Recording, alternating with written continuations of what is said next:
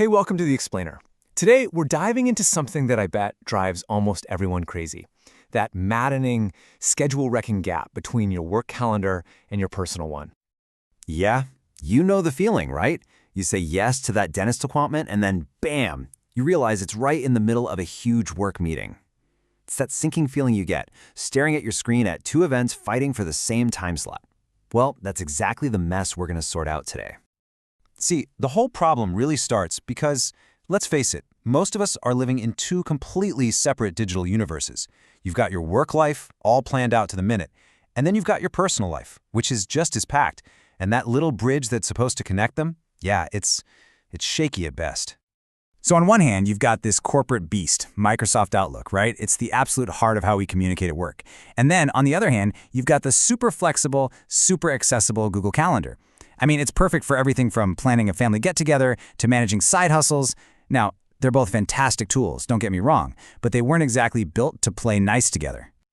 And when that bridge doesn't just get shaky, but completely collapses, well, the fallout is real. And we're not just talking about a minor inconvenience here. This is about missing huge client meetings, derailing entire projects because of scheduling screw-ups.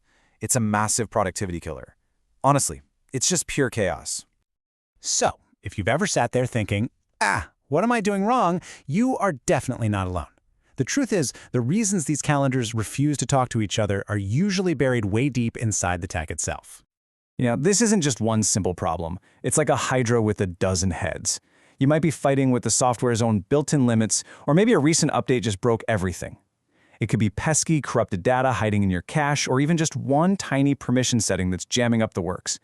Trying to fix it yourself? It honestly feels like you're playing a losing game of whack-a-mole. Okay, check this out. Here is a perfect, and frankly, a totally infuriating example of one of those built-in limits.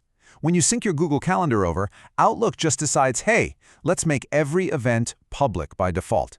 So your confidential doctor's appointment could suddenly be on display for your entire team, and you have to go in and fix every single event by hand, which, completely defeats the whole point of automating things in the first place. Here's another one. A hard limit. If your team relies on sharing calendars, the native sync just stops at 20. Just 20. For any company that's bigger than a handful of people, that's not a roadblock. That's a brick wall. So, okay. After you've spent hours clearing your cache, digging through permissions, and just banging your head against these built-in walls, you got to ask yourself a question. What if the problem isn't me? What if it's the tool? What if trying to fix the unfixable is just a waste of time? So if the tool itself is the problem, then what's the answer? Well, when the built-in option just isn't up to the task, you need something that was designed specifically for it. And according to our source material, that's where Virto Calendar comes in. Now, let's be really clear about what we're talking about here. Virto Calendar isn't just some other app or a little plugin. It's a full-on, comprehensive platform that was built from the ground up to be the central hub for all your calendars.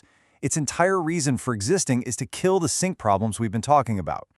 So, what actually makes it a better choice? I mean, it's not just about getting the calendars to finally sync up. It's about making the entire process smarter, way more reliable, and a whole lot more efficient, especially for teams. The advantages really fall into three main buckets. From a technical side, you get instant real-time sync, no more delays. For you, the user, the experience is super intuitive, so you're not going to need a week of training to figure it out. And for the business, and this is the bottom line, it leads to way better team coordination and way fewer of those painful scheduling conflicts. Basically, Virto goes right after the biggest failures of native sync. First, you get one true unified view of everything. No more tab switching. Second, updates happen instantly, in real time, not hours later when it's too late. Third, you get awesome management tools like color coding and custom views. And finally, it's all wrapped up in serious enterprise-level security. When you boil it all down, this is the fundamental shift Virto offers. You're moving away from this messy, unreliable, totally chaotic system where you're constantly second-guessing your schedule, and you're moving to a single central source of truth. It's all about going from reacting to scheduling fires to actually being in control of your time. So I'll just leave you with this thought. Just think back to the last time you were double-booked. Or maybe you missed something really important because of a stupid sync error. What is that lost time, that frustration? What's it really costing you or your team? Is it maybe time to just end the calendar chaos for good?